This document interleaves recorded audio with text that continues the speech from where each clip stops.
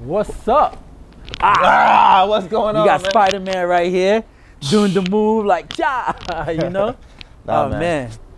What a night, man. Tonight has been an incredible night. We're over here with the legend and man, Mr. Bruce Rochester. As you guys know, I'm Jocelyn Catterton. Let's go. We're like brothers from another mother. We look just alike. You know what I'm saying? I'm just a little darker than he is. I'm a little handsomer though. So he said, right? Yeah. But he dressed better. But we balance each other out. That's the good thing about it, man. And I have so much respect for this gentleman because, you know, although he's having a lot of success, but he's very, very humble. And that's people, you don't see that too often. Yeah. Especially in the black minority, right? We're very loud at everything that we do, but when you see this gentleman, his humbleness attracts so many people. And not only that, he's very genuine as well. And one thing I like about him is like, he's so nonchalant to a point where nothing is a big deal to him, right? And he knows, another thing that I realized that I like about him, if it's not in his control in the sense of the things that he can do himself personally, he doesn't let him go out of control. That's why he's so humble. That's why he's so laid back. That's why he's so chill. And these are the people you want to be around with because he's like, it's okay, it's not a big deal. We can do better next time, right? We can improve. We can always develop the skills. And this guy have no high school background, but he's having massive success. And it make you realize that your success is not only goes towards your work ethic, Right. but it's your attitude. Your attitude will always determine your latitude, and that's what this guy have right here, man. Okay, Dr. Seuss over here. Attitude and latitude. I knew he's a rapper in your past life. All right. Man, you know, it's funny you say that. I dropped out of high school my senior year. I was gonna be a computer engineer, and I saw how much math was required, and I was like, screw that. Right. So, you know, was gonna go to the military and, you know, fell asleep on the ASVAB test. Yeah. And he's like, you want to retake it? I'm like, no, I'm not jumping out of planes for 30 grand a year to get shot at. Right. Shouts out to the veterans, you know. I'm not, you know, for me, I was not going to do it. My first job was working at somewhere for the Missing Children Awareness Foundation. And then my second job was working at a buffet, and I got fired for pulling out the cold peas. Wow. Yeah, and I was cutting up steaks and washing dishes.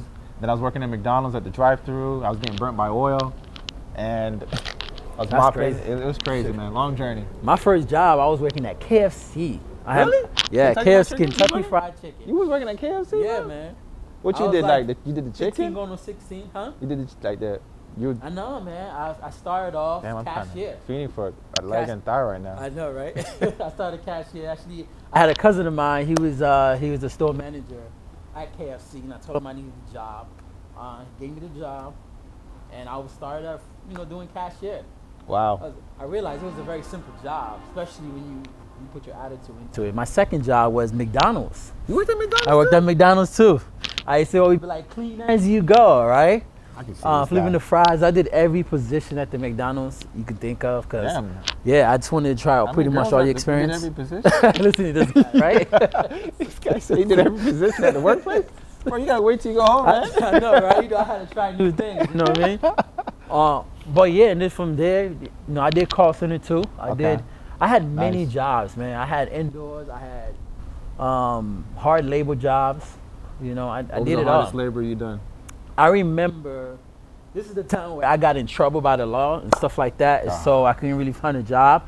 So they granted me a job, and I remember I was outside on the highway picking up trash.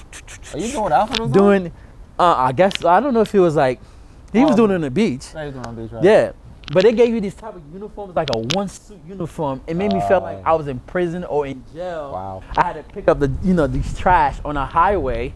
I remember that. Then we had to go to different government building and pick up these trash as well. And I remember as I'm doing that, you see a lot of homeless on the side. Wow. But it was one of them jobs that I didn't like because I realized that just being on the streets or being on the highway picking up trash, so many cars was passing by. I'm like, what if my mom see me, right? What if my dad or good friend or somebody see me picking up these trash on the highway and be like, Jocelyn? Like, Jocelyn is a basketball player. He's an all-star. He played all these sports. What is he doing out on the street picking up trash? Is he in trouble? Especially when you had those type of suit, those outfit on. I mean, they wouldn't think you're in trouble. They were just like, maybe he got a new job. Nah, it didn't look like. I'm telling you, it does not look like you had a new job because the outfit that they give you look like Well, you know, back in like the you day, in jail, that was prison. a style where we wore the Dickie suit. You didn't wear the Yeah, Dickie suit? it was a whole set. Yeah, that was a style back I then, though. never Josty. liked those styles. I'm from New York. I'm from New Oh, Jersey. come on, That's not a style for us. Where I was from, BA, Lottie Hill, Deep Side. Let's go. Nah, man. They were the whole blue Dickie suit. It's not like that black in Dickie Jersey. suit. It was like that? Nah, we didn't Y'all like was the doing that whole Dickies. sagging stuff?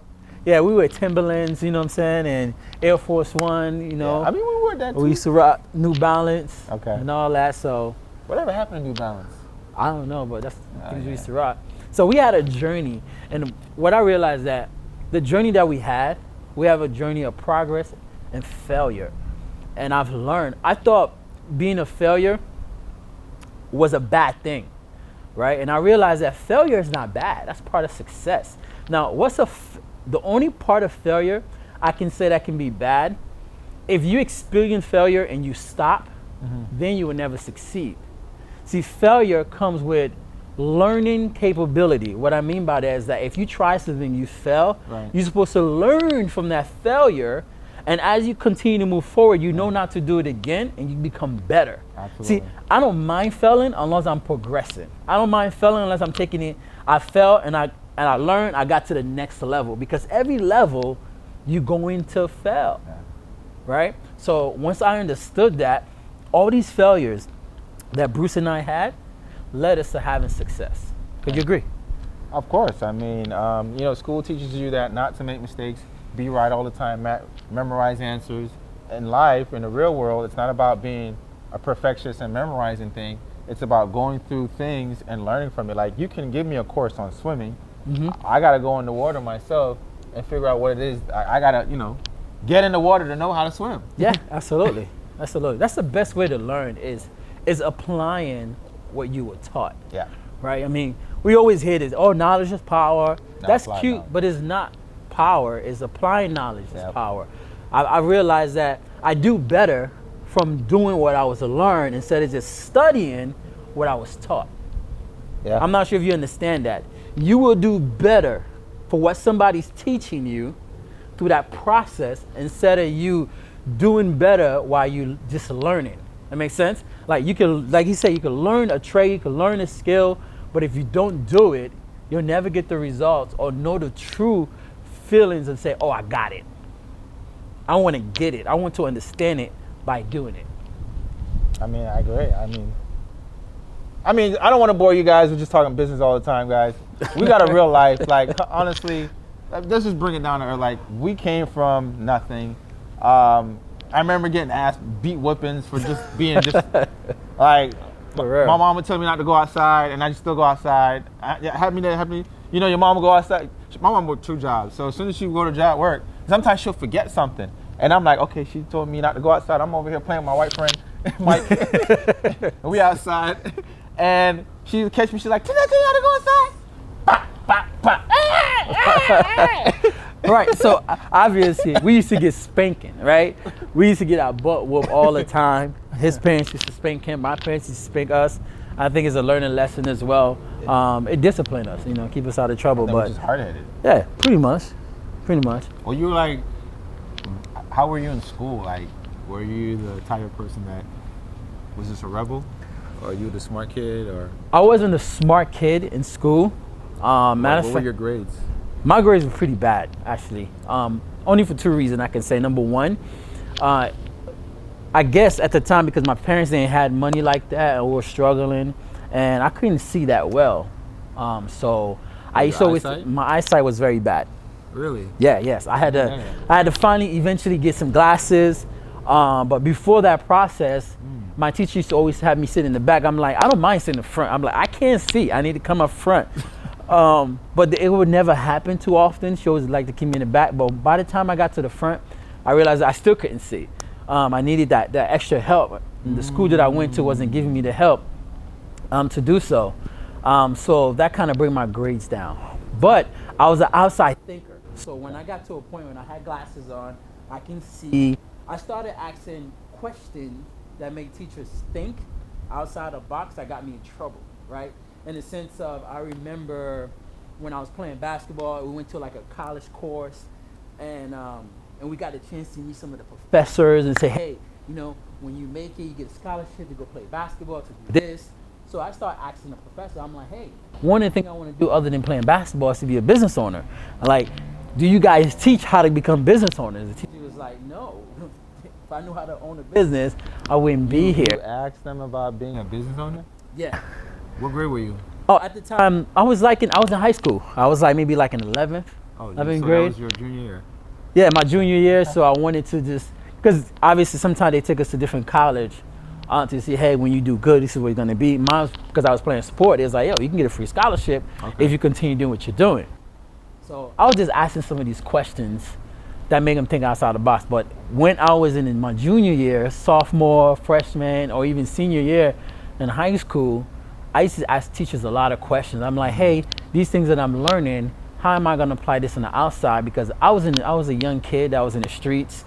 If I wasn't playing sports, I'm in the street doing something else. And I'm like, anything that I've learned in school, I was never really applying it outside. So I used to ask teachers these questions, and they used to say, shut up. You asking the wrong question. It's not a question about this, the question about that.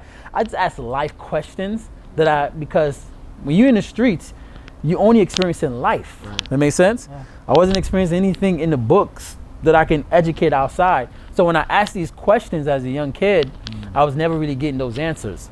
Wow, that's crazy. I never really asked questions. I was sleeping most of the time. I really used to, man, life was weird, man. But you know, God is good. You know, one of the biggest changes for me was just, you know, I had to get out of my circle, man. You know, my circle was just bad influence, just doing the wrong thing. You know, we're complaining about life or hoping for a better life or wishing for a better life. But I had to make a decision to get out. So what network marketing did for me, when I did decide to get in the industry, thank God that someone pitched it to me, is it personally developed me to become a better person. Like, we all grew up. Like, I was shy. You guys see me on camera, like, this is not me. Like, this is totally an act. I'm putting a performance.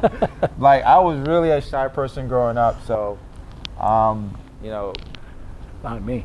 Not you? I wasn't shy at all. I was a popular kid in school. I was not popular. I was. So it's like I got away with a lot of stuff because of my popularity. But I was the person that was humble at the same time, and I didn't like bullies. So I used to beat bullies for bullying people. You right? Beat bullies for bullying people. Look yeah, at this guy. that's what I was in high beat school. Beat bullier guy. Yeah. The big bullier guy, because I realized that bully was taking advantage of these, you know, people that's unfortunate that can't fight or whatever the case may be. And I used to always find it to be unfair. So I think that was like the journey wanting to always help people, help the unfortunate or whatever the case may be, because, you know, like I said, I played sports, I was doing karate, doing jiu-jitsu, all that stuff. So they made me very popular, but I was never really hanging out with the cool kids. Okay. I was always doing my own thing. Right? I never really followed the crowd, but if anyone around me, I made my own decision and the crowd would follow me. So I think that's what helps. But because I never hang out with the cool kid, I always hang out with whoever I wanted to. Right. I was able to fit in every crowd because I relate to everyone for whatever reason. Well, life is, man, it's a crazy journey. I think everyone needs to, you know, take their own path. Everyone has a different chapter. I mean, some of you guys are looking at my chapter. I put 10 years experience in where we're at. You put how many years experience? Oh man, more than 10 years. Okay, I mean, I'm a little older than him, so you know. 10 years, 12 years. But if you're watching this video, my advice for you is find a way to get a mentor. And a mentor could be, like my mentor was supposed to be my mom, but my mom couldn't lead me to where I wanted to be because she didn't have what I wanted to have. So my mentor at the time was Tony Robbins. And I started watching Tony Robbins heavily. I was watching him on YouTube. Jeffrey Combs on his podcast. Yeah. He has a podcast called Jim Rome as well. All these guys was my mentor. Mm-hmm. And then as I watched them and followed them and seeing their success and learned some of the things they were doing, I started changing my mindset. And then that mindset put me around different mentors, physical mentors, right? And that's when everything shifted for me in my life. So sometimes your friends might look at you and like, oh, maybe he's changing. Well, I mean, I didn't work this hard to stay the same. Right. I didn't work this hard. Pretty much. I still remember my very first mentor. Who's your favorite? that got me, you know, to open my mind to new things, new ideas, business, everything. Right. You know, I remember like when I first was introduced to network marketing, I was young. I was like 17, going on 18 and stuff like that. And then my first mentor, name is Paul and Melissa Watson. It's crazy, right? You still remember the name? I remember who they are. I remember the Shouts out name, to Paulie. everything. Yeah, Paulie. right? Paul, shout out Paul. And Melissa. The good thing about it is that I was, at the time, you know, I kind of like hurt myself doing jiu-jitsu, didn't get the basketball career. So I was still between trying to play ball and being in the streets. And I got arrested, I got locked up. But I met them before I got locked up through network marketing. They like my energy, they like who I am. I built a good relationship with them. And then the funny thing about it is that when I got arrested, right, I called my parents, I called my dad. My dad was like, the same way you got in, it's the same way you got to figure out to get out. Wow. I'm like, oh, I had nobody to call, right? And I'm like, what am I going to do? And a voice in the back of my head is like, call Paul and Melissa, call Paul and Melissa. So I end up calling Paul and Melissa Watson. I don't know how if I had their number saved. You know, back then you got to remember people's numbers. So you remember her number? I guess so. I remember their number. And I called Paul and Melissa Watson. Without any doubt, they came right down right away. Wow. They bailed me out. And I'm like, listen, I don't know if I want to go home because my dad just said, hey, if I got myself out, if I got myself in, I got to get myself out. So I'm like, that's pretty much me being homeless, right? They didn't accept me to do what I need to do. But whatever, Paul and Melissa said, hey, you can come with us.